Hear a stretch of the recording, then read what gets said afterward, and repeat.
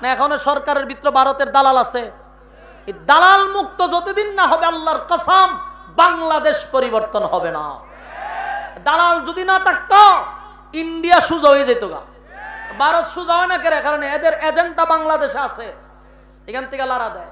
এজন্য আলেম ওলামারা বিপদের সময় বাংলাদেশের পাশে সব সময় ছিল, এখনো আছে। বাংলাদেশের ইঞ্চি ইঞ্চি মাটি রক্ষা করতে গিয়া যদি রক্ত দিতে হয়, আলেমরা যদি ডাক দেয় আমাদের সমস্ত কিছু ছেড়ে স্ত্রীর কাছ থেকে প্রয়োজনে বিদায় নিব, বাচ্চাদের কাছ থেকে বিদায় নিয়ে আলেমদের সাথে এক হয়ে প্রয়োজনে লং মার্চ করতে বাধ্য হব, ঠিক কিনা বলেন? আমার সোনার বাংলাদেশ যদি রক্ষা করতে গিয়া মাথায় কাপন বাঁধতে হয় আবারও বাঁধবো, কিন্তু বাংলাদেশের মাটির ভিতরে মালুরে ঢুকতে দিব না ইনশাআল্লাহ। আপনারা কি মনে হয় ওই বাংলাদেশে এমনি এত গরম হইছে না? ওই যে ফেসিস্ট সরকারি গানে বইয়া বইয়া রিমোট কন্ট্রোল করে। আল্লাহ এদের ষড়যন্ত্র থেকে বাংলাদেশে হেফাজত করুক, আমিন। আপনারা কি বইয়া থাকবেন না? সজাগ থাকা দরকার। গভীর ষড়যন্ত্র হচ্ছে, আল্লাহ এই জন্মভূমি বাংলাদেশকে হেফাজত করুক, আমিন।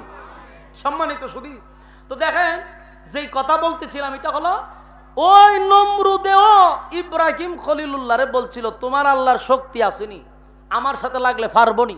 একই প্রশ্ন ওই রাসূলের কাছে এরা করছে, আপনার আল্লাহর শক্তি কি পরিমাণ, লাগলে পারবনি। আল্লাহ জবাব দিছে সূরা ইখলাসের ভিতরে, ওয়ালাম ইয়াকুল লাহু কুফুয়ান আহাদ। আল্লাহ জবাব দেয় আমার সমতুল্য কেউ নাই, আমার সমকক্ষ কেউ নাই। একে একে তাদের সব প্রশ্নের জবাব দিয়া দিল। তারা প্রশ্ন করছে কুল হুয়াল্লাহু আহাদ, আল্লাহ বলেন জানায়া দেন আমি এক অদ্বিতীয়। আল্লাহুস সামাদ, আমি কারো মুকাফিক কিনা। লাম ইয়ালিদ ওয়া লাম ইউলাদ, আমি আল্লাহ কারো কাছ থেকে জন্ম নেই নাই, কাউকে আমি আল্লাহ জন্ম দেই নাই। ওয়ালাম ইয়াকুল লাহু কুফুয়ান আহাদ, আমার সমতুল্য আমার সমকক্ষ এই জমিনে আর কেউ নাই, এই কুল কায়নাতে আল্লাহর চেয়ে আর কেউ আছে? হ্যাঁ কথা কই না দি? আমার মালিক বলে আমার সমকক্ষ কেউ নাই। জবাব তো তারা পেয়ে গেল।